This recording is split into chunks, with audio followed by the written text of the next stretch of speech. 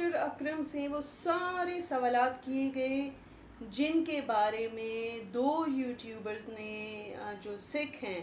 अस्सलाम वालेकुम, कैसे हैं आप सब? ठीक ठाक हैं? उम्मीद करती हूँ सब ठीक ठाक होंगे और मज़े कर रहे होंगे। लेकिन बात ये है कि गर्मी में कोई भी इंजॉय नहीं कर सकता। तो चले जी, ये तो बस चलता रहता है, कभी सर्दी कभी गर्मी। और अब हम स्टार्ट करते हैं अपनी वीडियो का, जो कि बहुत इम्पोर्टेंट है, एंड तक देखनी है। And like, subscribe and share ज़रूर कीजिएगा, ठीक है?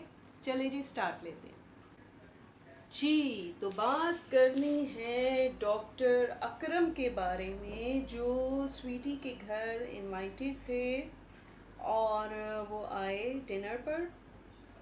और वहाँ पे स्वीटी के घर वाले भी मौजूद थे सारे, जिसमें भाई भी थे, बहन भी थी और पेरेंट्स भी थे।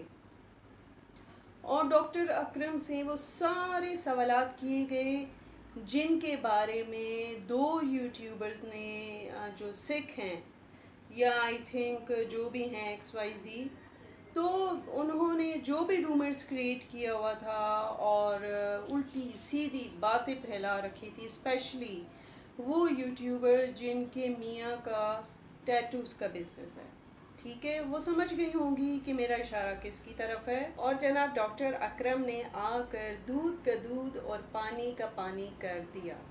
बात कुछ भी नहीं थी और इन्होंने राई का पहाड़ बना दिया। अब आप पूछेंगे वो कैसे? तो वो ऐसे कि डॉक्टर अकरम से जब सारे क्वेश्चंस पूछे गए, माइनर से माइनर चीज़ पूछी गई, तो उन्होंने ऐसे फ्लुएंटली जवाब दिया, इस तरीके से जवाब दिया कि जो मुखालिफ हैं उनके तो मुंह ही बंद हो गए। और वो बेचारे जो हैं इधर उधर की वीडियोस फिर डालने लगे। भाई कहने की बात है, आप कहाँ तो डॉक्टर अकरम लगे हुए थे और स्वीटी से रिलेटेड फजूल बातें कर रहे थे। तो अब देखा जाए तो स्वीटी तो, और उनकी बातों से साफ पता चल गया कि वो स्वीटी के लिए क्या जज्बात रखते हैं। वो जाहिर सी बात है, जिस स्टेज पे हैं, जिस एज में हैं, वहाँ पे वो उनको अपने बच्चों की तरह समझते हैं। लेकिन आप उनकी मेंटेलिटी का क्या करें, जो कि अपनी वीडियोस के टाइटल ही बेहुदा दें, फजूल किस्म के दें। तो उन्होंने तो ऐसा सोचना ही है जैसा कि उन्होंने वीडियो में किया। तो अब बहुत मज़े की बात होने लगी है जो मैं आपको बताने जा रही हूँ। अच्छा, तो मैंने कहा था कि मैं आपको एक ज़बरदस्त सी बात बताने लगी हूँ। वो बात ये है कि अकरम साहब इनवाइटेड थे स्वीटी जी के घर, और वो आए, वो बैठे, खाना वाना हुआ, बड़ी अच्छी गैदरिंग थी। और उन्होंने क्या कि वहाँ पे सारी डिटेल्स उनको बताई गई और उन्होंने ये कहा कि भाई अब जो मैं क्लियरिफिकेशन कर रहा हूँ, उसके बाद अब इस तरीके से कोई चीज़ सामने ना आए। अव्वल तो ज़रूरत नहीं थी, एवरीवन नो, स्वीटी जी सब उसकी फैमिली को जानते हैं, लेकिन फिर भी उन्होंने बड़ा अच्छा किया कि डॉक्टर अकरम को बुलवाया।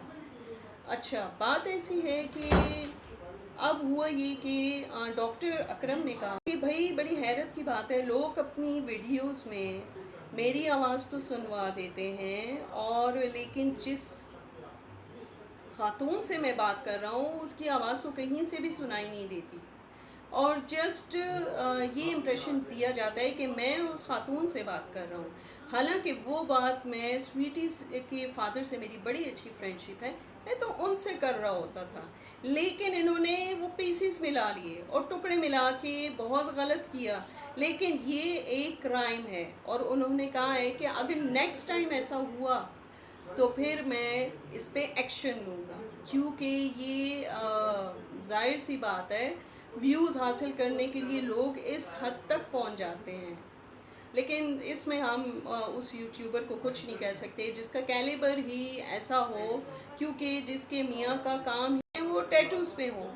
मतलब उसका सारा रिस्क कमाने वाला अकेला एक बंदा स्टॉल लगा के बैठ जाता है और लोगों के टैटूज बनाता है।